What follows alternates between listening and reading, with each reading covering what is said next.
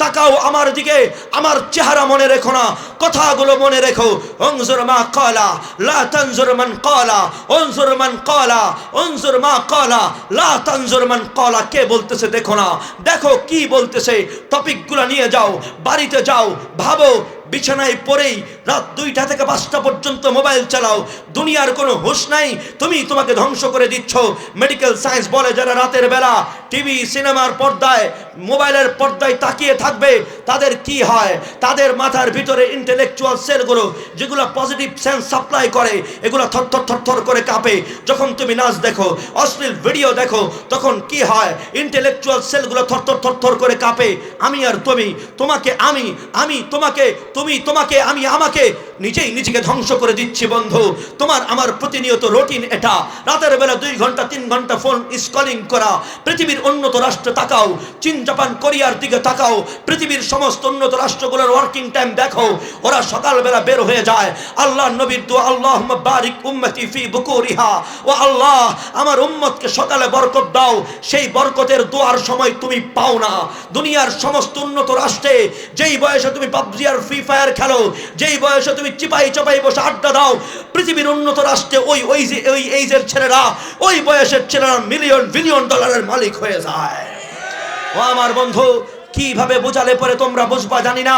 আমি তোমার ভাই, তোমাদের বুকে হাত দিয়ে বলি বন্ধু, একটু সেলফ অ্যানালাইসিস করো। এভাবে চলতে পারে না বন্ধু। তুমি পরিবারের জন্য, দেশের জন্য তোমার যে এনার্জি আছে, তুমি নিজেকে পরিবর্তন করো। তুমি এডুকেটেড হও, বাবা মার চোখের শীতলতা হও। আমেরিকা এই দেশের দিকে তাকিয়ে আছে, মায়ানমার আর ভারত, গোটা দেশের প্রতি নজর কেন?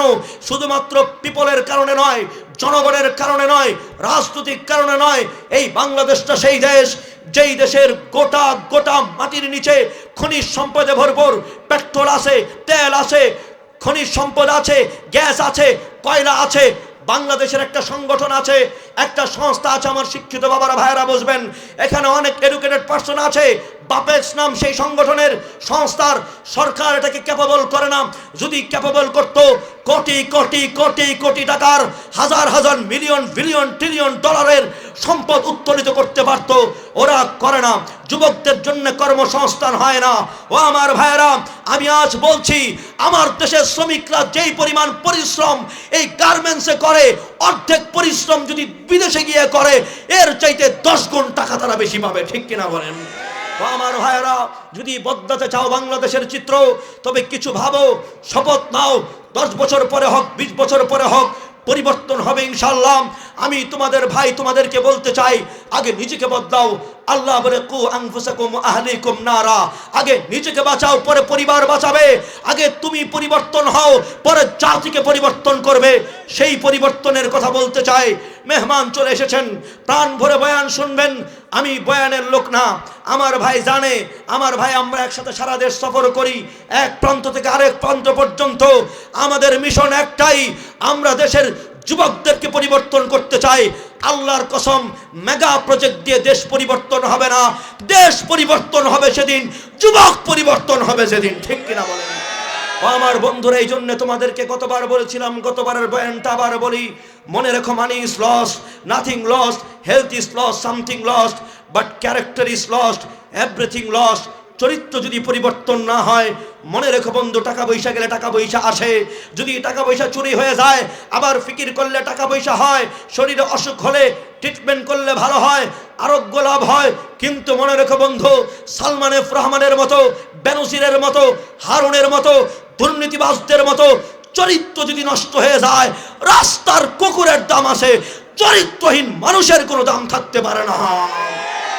ও আমার মা, তোমাদের পা গুলোতে হাত রেখে বলি, ঘরগুলোকে জাহান্নাম বানাবে না মা।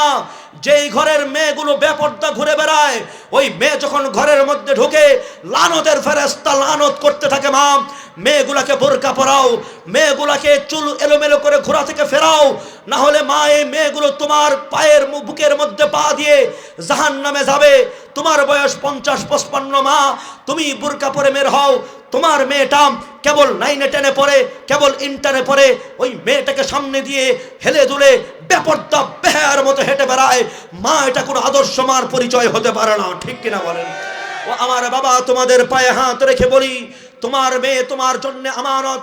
একজন মেয়ে যদি জাহান্নামের কাঠগড়ায় দাঁড়ায়, চারজন পুরুষকে অপরাধের কাঠগড়ায় দাঁড় করাতে পারবে। পারবে বাবাকে, পারবে স্বামীকে, পারবে ভাইকে। ও ভাই, ন্যূনতম লজ্জা যদি তোমার থাকে, তোমার বোনটাকে তুমি একটু বাঁচাও, ওকে পর্দা করতে বলো।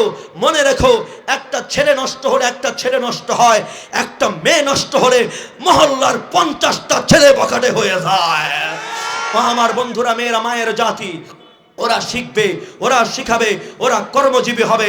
হেফাজতের 13 দফার 1 দফা, মেয়েদের জন্য নিরাপদ কর্মসংস্থানের ব্যবস্থা করতে হবে। ঠিক কিনা বলেন? আমরা আমাদের কোনো বোনকে ইতস্তত হয়ে রাস্তায় চলাফেরা করুক এটা চাই না। আমি আমার কথা আর ওদিকে নিতে চাই না।